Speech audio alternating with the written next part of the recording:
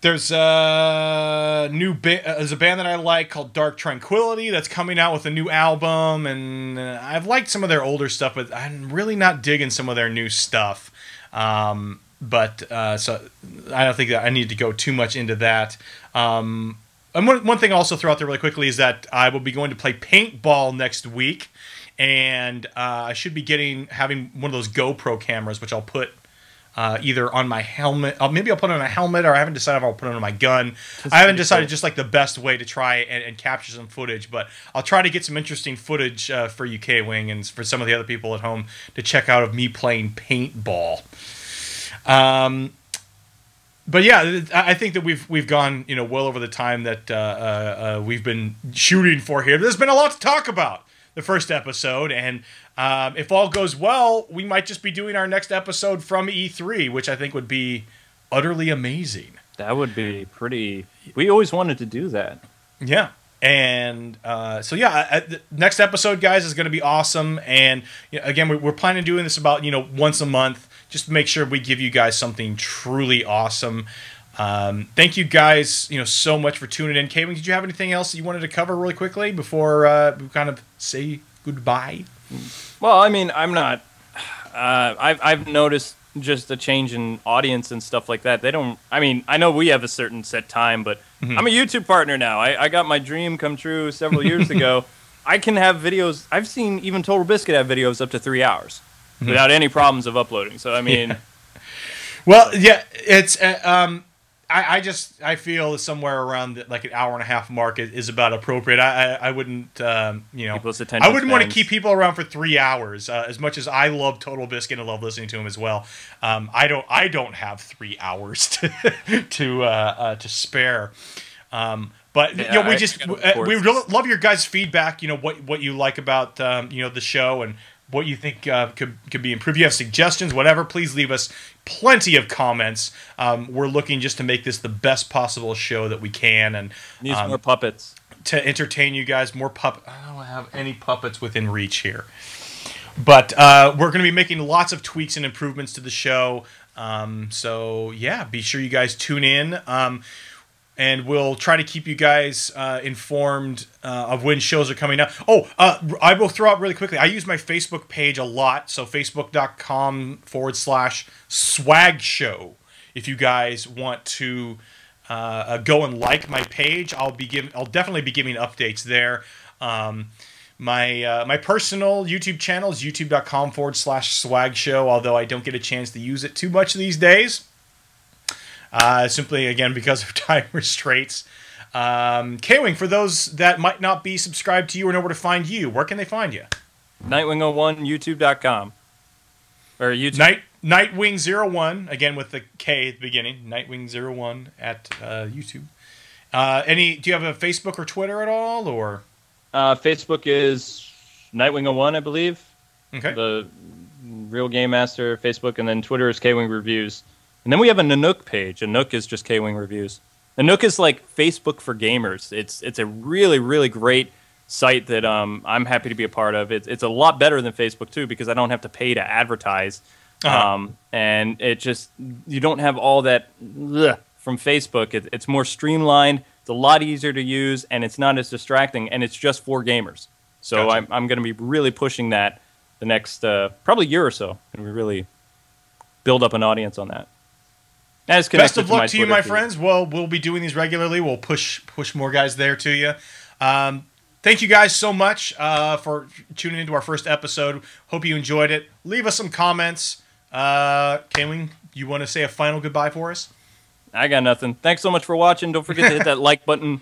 Tell us what you want to see. And, yeah, just let us know about the new format. And if you remember game nights, give us a shout-out. I want to see how many people remember game nights. I miss game nights. All right, guys. We'll see you on another episode of Nightlife. See ya. Bye.